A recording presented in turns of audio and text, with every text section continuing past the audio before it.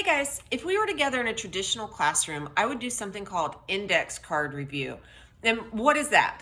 Essentially, I would put your name on an index card and then I would randomly pick an index card one morning and I would say, hey, so-and-so, you, tell me the answer to this random question that has something to do with the material that we've been studying.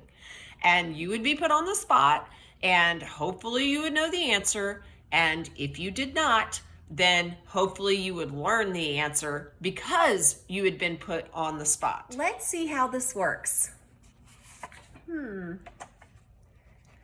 Atticus. Atticus Lane, can you please tell us how exactly the British colonists felt after the British won the French and Indian War? Joy! Joy! That was a very good answer, Atticus. High five. Now it's your turn. Describe the colonial population after the French and Indian War / 7 Years' War. If you said that the colonists were super diverse, you are right. It really bugs me when people say that our colonial history was somehow monolithic. All of the people who came from the old world to the new world were not English. Many were, and huzzah, England. I like England. But there were also French people, Dutch people, Pennsylvania Dutch people who are really German people, Africans, Indians, Scots-Irish. The list goes on and on and on. We had a diverse group of people because people had many different push and pull factors to the new world. Of course, we should note that Indians, Native Americans, were already here, but they are a part of this teeming community in a variety of ways. And also, we should note that many people of African descent were not here because they chose to be here. And we, of course, will analyze slavery as we go along. Over 90% of all enslaved peoples in this period were living in the South. And that is worthy of note because you have to think to yourself, where is the wealth concentrated? And it's concentrated in the hands of a few wealthy planters who lived in places like Virginia, South Carolina. But don't overstress the wealthy planters too much. They were like the 1% of today. You had people, maybe they were the people who lived in Silicon Valley. They had a ton of cash. But in general, across the colonies, people were doing well with a per capita wealth that actually exceeded many developing countries today. Most colonists could afford to feed their families and have some leftover money for consumer goods. This includes, by the way, small communities of free blacks who also lived in the colonies. Nothing is monolithic. No group is monolithic. New England probably was doing the worst, and that's because they did not have the ability to create a lot of exports. The shipbuilding industry contracted after the war was over because you didn't need ships for the 7 Years' War. And always, by the way, you tend to see this. Some industries will expand during times of conflict, and then they'll contract when the conflict is over. Even so, you should know that the poorest people in the colonies still were seeing their pie grow as the standard of living was increasing.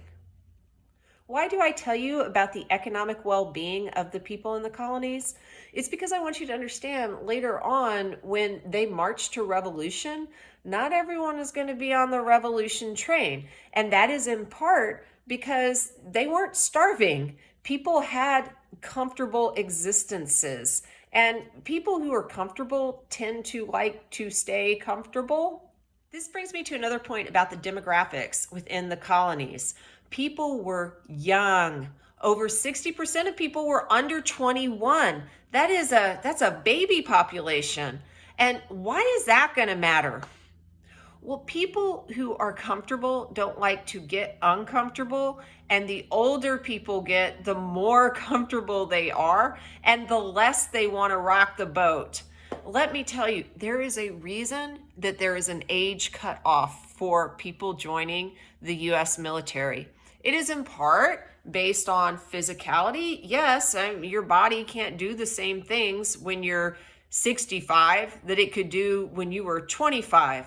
But that's not the only reason.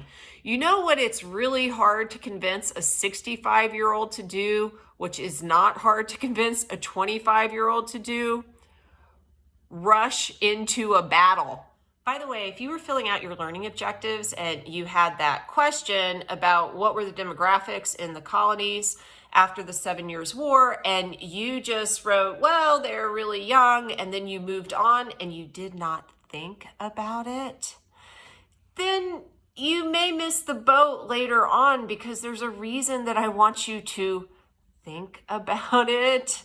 I'm not just having you learn that there was X number of people who were X age. That's just a random data point out in space. I'm asking you to think about how all of these things impact the formation of this revolutionary cause. And also later on, the nation. If you have a whole bunch of different diverse people, can you unite around, say, identity? Can you say, oh, we're all part of the same tribe, so that's why we're gonna get together as a country? Good luck with that. This is a very serious thing, actually, for you to consider. When you have diverse groups of people who value different things, as people in the colonies did, they had different religions, they had different ethnicities, they had different races, they had different ideas about a whole bunch of stuff. How do you unite them? If you are constantly stressing the differences, oh, yeah, you're Scots-Irish. Oh, yeah, you're Pennsylvania Dutch. I don't like your accent. Oh, yeah, I don't like your peachness. I'd say whiteness, but I've always kind of thought your peachness. I'm way more peach than white. I don't like that. Your sex. I'm not going to hang out with someone whose sex I don't. How do you ever form together something that isn't constantly beating itself up?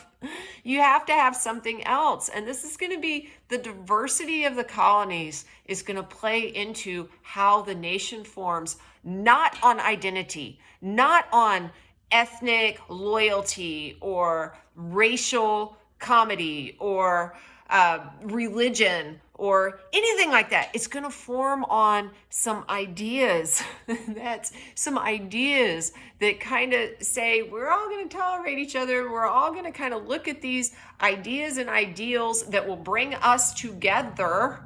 And it's going to be amazing, because it's the only way that you can't have division and still have diversity. By the way, that right there was an argument. That right there was a little bit of an opinion. That right there was something that you should look at, think about, see if you can find some premises, see if they stand up to scrutiny. What do you think?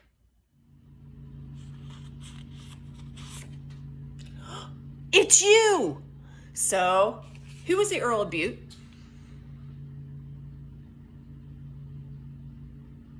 Now that you've answered that, why am I asking you about the Earl of Bute? Do I really care about the Earl of Bute? Do I want you to know anything about that guy at all, really?